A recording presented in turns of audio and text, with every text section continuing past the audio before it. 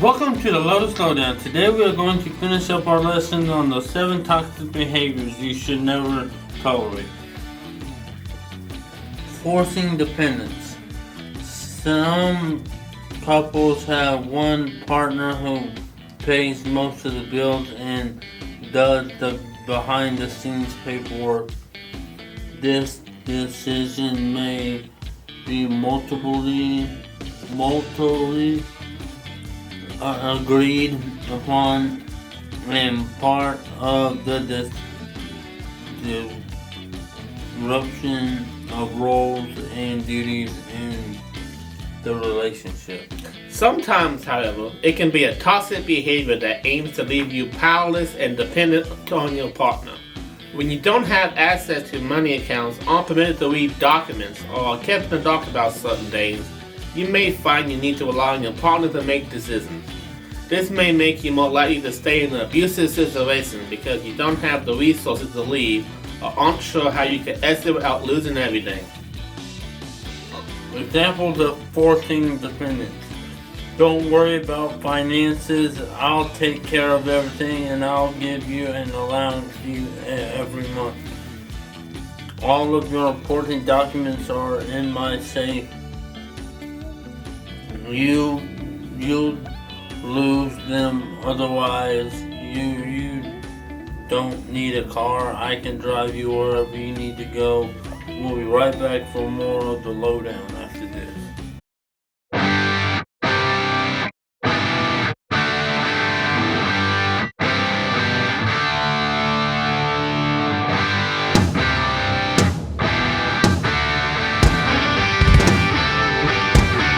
Welcome back to the lowdown. Today we are going to learn the importance of I statements. I statements are important communication tools that focus on expressing your own feelings and perspective rather than blaming others. They can improve communication, increase trust, and lead to stronger relationships by helping to discuss conflict and foster understanding. Article 1. Understanding the importance of I statements. I statements reduce defensiveness, foster empathy, and enable effective conflict resolution across various relationships. That is all for healthy boundaries. Welcome back. Now we're going to learn about the psychology behind bullying. The psychology of bullying involves understanding the motivations and characteristics of bullies, as well as the impact on victims. Bullies may exhibit a lack of pro-social behavior and empathy, misinterpret other intentions, and sometimes use bullying to gain social status or cope with their own anxiety or low self-esteem. Bullying is defined as mean-spirited, harmful behavior by someone with more power or status who repeatedly targets a person with less power or status. And it can take various forms including physical, relational, and cyberbullying. Article 1. Comprehensive overview of bullying psychologically. Bullies often project negative aspects onto victims, seeking power to mask insecurities while can enable the behavior. We'll be right back after this. Welcome back to the Lowdown. Today we're going to look at standard number 4, which says, all members have equal access to every Clubhouse opportunity with no differentiation based on diagnosis or level of functioning. That is all for the standard review. Welcome back to the Lowdown. Now we're going to talk about the history of clinical depression. The history of clinical depression spans thousands of years, involving the ancient concepts like melancholia, described by Hippocrates as an ambulance of humors to its modern understanding as a mood disorder. The term depression gained psychiatric relevance in 1856, with formal diagnostic criteria introduced into official schemes in the 1930s. comprehensive historical overview of depression, early concept of medical and evolved into modern diagnostic criteria through figures like Cambron, influence and standardized classifications. That is all for history of mental illness. Welcome back. Now we are going to read a post from Clubhouse International. Clubhouse saved my life. Robert Wild, a member of Starlight Center, has been part of the Clubhouse community for 20 years. When he first joined, he was recovering from years of mental health challenges and deep isolation. Through the Clubhouse, Robert found a connection, purpose, and the support he needed to rebuild his life. Today, Robert is a trained Clubhouse International faculty member.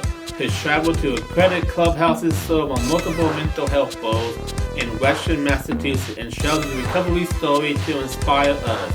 From getting help with resumes to gaining the confidence to speak in front of large audiences, Robert continues to grow, proving that with the right community, people can reclaim their future. We'll be right back with more of the Lowdown after this. Welcome back to the Lowdown. In today's newsletter spotlight, we are going to read, is there a link between Percy Jackson and mental health, written by Alex Thompson for the January newsletter. In the Percy Jackson series, there is a link to mental health, particularly in how ADHD and dyslexia are centered to the characters, a concept drawn from the Arthur Richt Redden's son's experiences. Important links to mental health and newer Percy and other demigods who had ADHD and dyslexia have brains that are weird for ancient Greeks. And Combat Not English, the Arthur's son who has ADHD and dyslexia, inspired Rio Duran to write the series, ensuring gene and relatable characters for children with similar struggles. The program's central theme is overcoming difficulties, motivating children with learning disabilities to see themselves as heroic rather than as troubled. The presentation is realistic, showcasing both the drawbacks, reading difficulties, poor impulse control, and the benefits, battlefield intuition, while steering clear of either idolizing or stigmatizing them. The characters also face more complex mental health struggles such as depression, trauma from abuse or loss, anxiety, and identity crisis, especially as the series progresses. Characters additionally confront and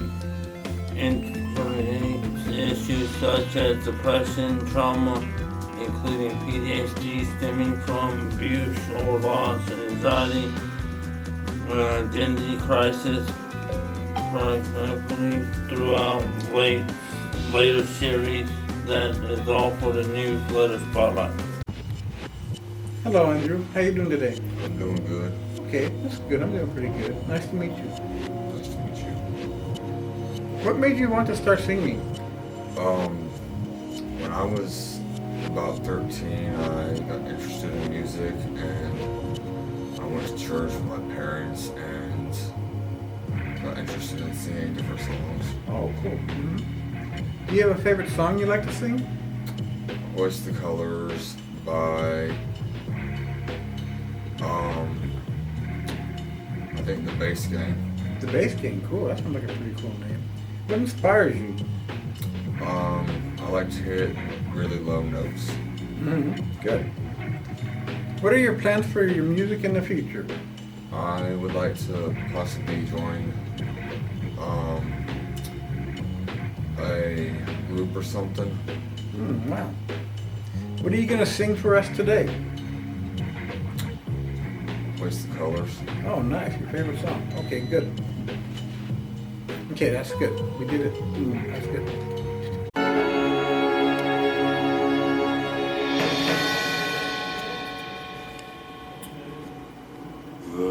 king and his men stole the queen from her bed and bound her in her bones.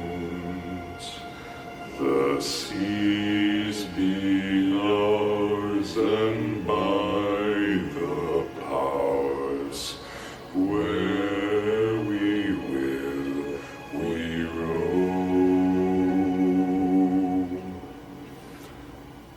Yo-ho,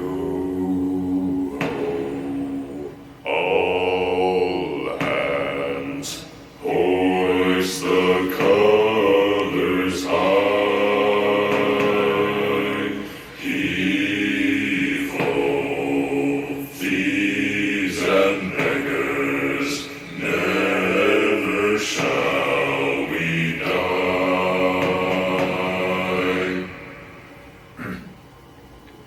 Now some have died and some are alive, and others sail on the sea. With their keys to the cage and the devil to pay, we lay to fiddler's grave.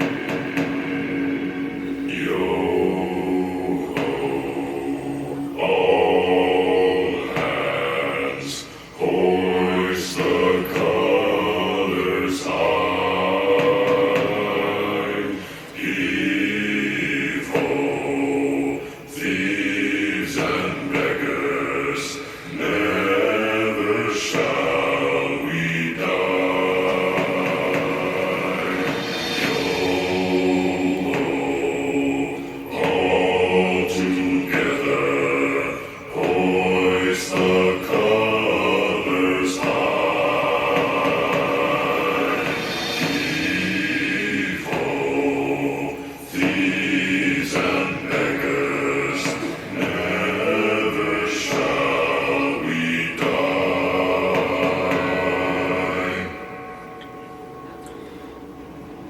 The bell has been raised from its watery grave. Do you hear its sepulchral tone? We call to all, pay heed the squall, and turn yourselves toward home.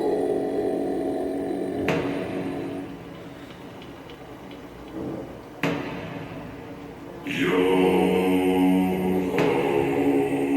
all hands, hoist the colors high.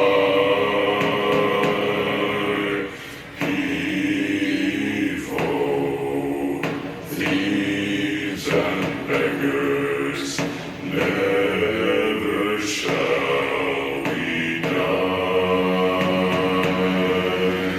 Yo-ho, all together, hoist the colors high.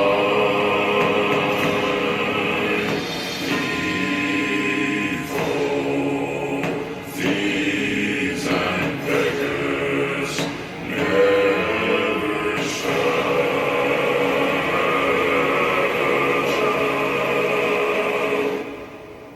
we die.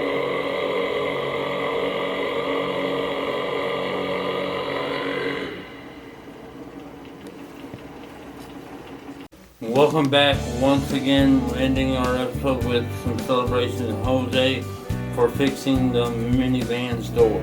Alex Thompson and Josh for running the salad bar, and Tom Job for rolling silverware. This is all for the Lotus Down Low, and we hope to see you back again next week.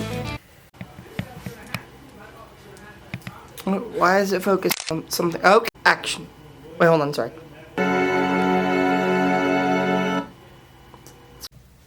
Welcome back to the Lowdown. Today we're going to learn about importance of I statements. I statements are important contributes to tools that focus on expressing your own feelings and perspectives rather than blaming others. They can improve communication, increase trust, and lead to stronger Okay, relationships. cut. He yawned. I can't. Welcome back to the cut. Ah! Well, cut. Ah! I just couldn't tell if it was fun or if we were just getting pissed. No, it was just first he yawned, so I had to yell cut. Then he yelled cut. Then he yelled cut again. Which is passive cut. Hi, Laura. Yelling. I wanted to make sure you were good. Welcome back to the Lowdown. Today we are going to learn more. Well, cut. Welcome back. Now we're going to learn about physiology behind bullying. The physiology of bullying involves understanding the motivations and characteristics of bullies, as well as impact on victims. Bullying may exhibit a lack of professional behavior and empathy,